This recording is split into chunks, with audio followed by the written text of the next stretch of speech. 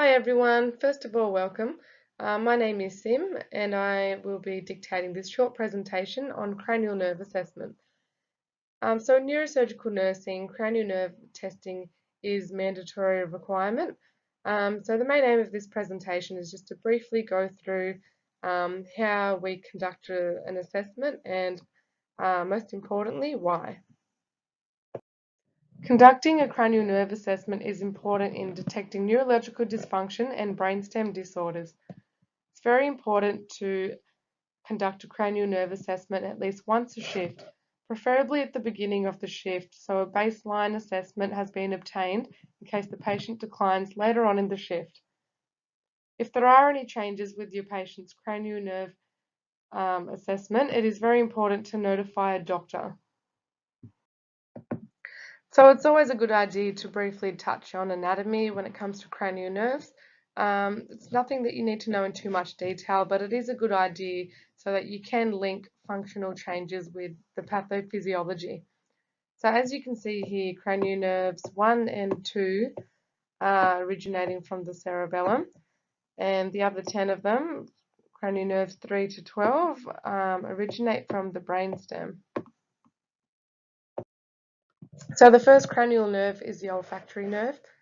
Um, we don't actually test this cranial nerve on the floor, and this is due to impractical reasons. Generally, you'll find that a patient who does have an olfactory nerve deficit, they usually notice it themselves and they let us know. Nursing considerations are still quite important, regardless of whether we test it or not.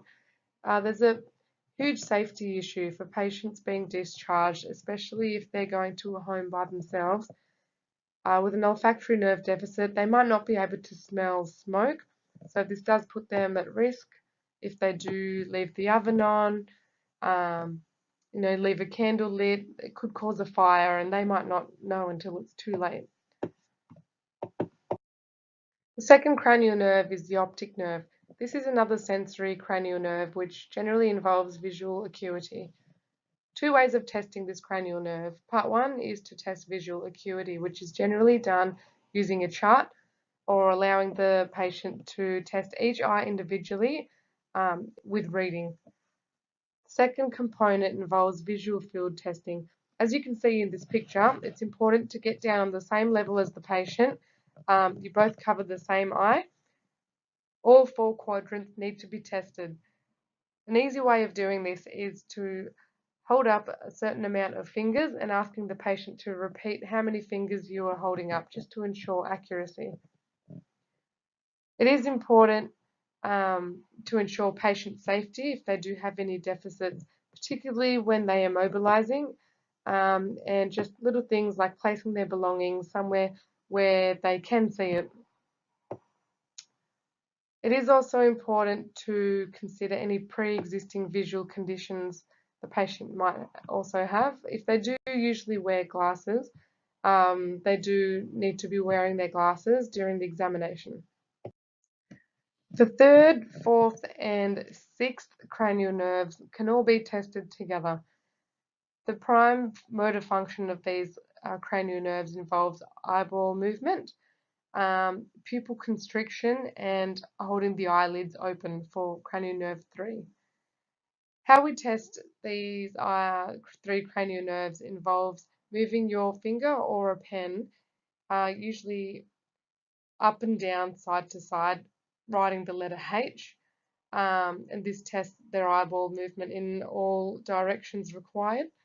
Also checking the patient's pupils with a neurotorch and observing eyelid stability. Nursing considerations are quite similar to the previous cranial nerve too, just to ensure the patient's safety, particularly when mobilizing. Also, if the patient is unable to close their eyelid, it might be an idea to chart, get the doctor to chart some regular eye ointments or some eye care, and potentially even use an eye patch if the patient is seeing double. As you can see in this slide, this is the letter H that I mentioned earlier, and this is the way of testing cranial nerves 3, 4, and 6 at the same time. The trigeminal nerve is the fifth nerve, and this involves a sensory as well as a motor component. Two ways of testing the trigeminal nerve involves facial sensation and jaw muscles, so that does control chewing. So the way of testing this is to ask the patient to hold their mouth open while you try to close their mouth. This tests out the jaw muscles. And the other way of testing the sensory component is to ask the patient to close their eyes, touch their face in 3 different branches that need to be examined, which you'll see in the next slide, and they can tell you left or right which side you were touching. Nursing considerations here involve monitoring the patient's input, particularly if they have any muscle weakness, they might not be able to chew properly, so it is important to get a dietitian involved and to avoid hot and cold packs. And this slide here basically just shows the 3 branches which we are testing during the trigeminal nerve assessment. So the most common cranial nerve deficit after traumatic brain injury actually involves the facial nerve, which is number 7. This facial nerve, both motor and sensory functions involve ensuring facial symmetry, taste, secretions of saliva, and tears. So the way to test the motor components is to ask the patient to smile with their teeth, observe asymmetry, ask them to squeeze their eyes shut nice and tightly, and ask them to puff their cheeks.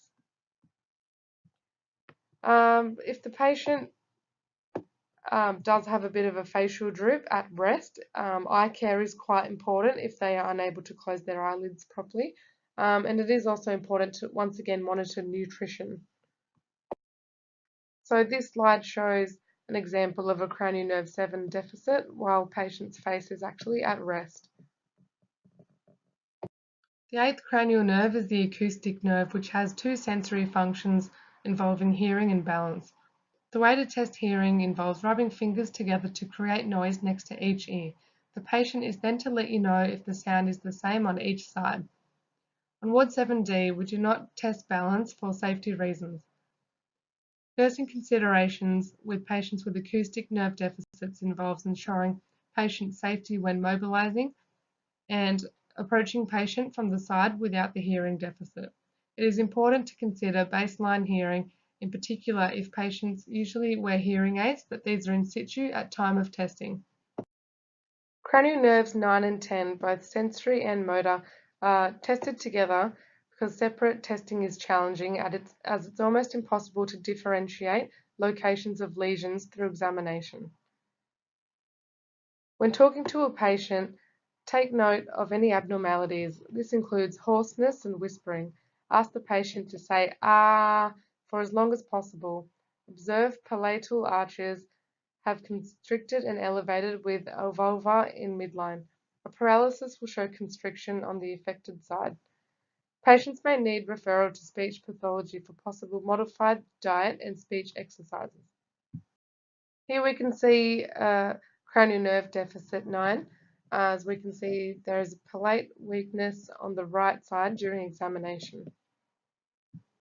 The 11th cranial nerve is the accessory nerve. This involves motor function of head and shoulder movement.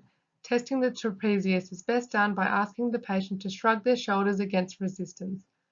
Asking the patient to turn their head to the side with resistance on their face allows testing of the sternomastoid muscle. We can see in this image the kind of movement the patient is required to do, but usually you would require some resistance to test the strength of the muscle. The 12th and final cranial nerve is the hypoglossal nerve. This has a primary motor function of controlling tongue movement. Easy way of testing this cranial nerve is to ask the patient to poke their tongue out. We need to visualize for asymmetry and check atrophy. Power of the tongue can be tested by asking the patient to push their tongues against their cheeks.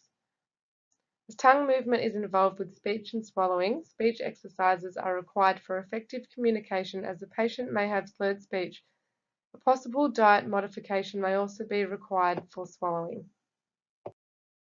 Here we can see a cranial nerve 12 deficit. The tongue always deviates towards the affected side.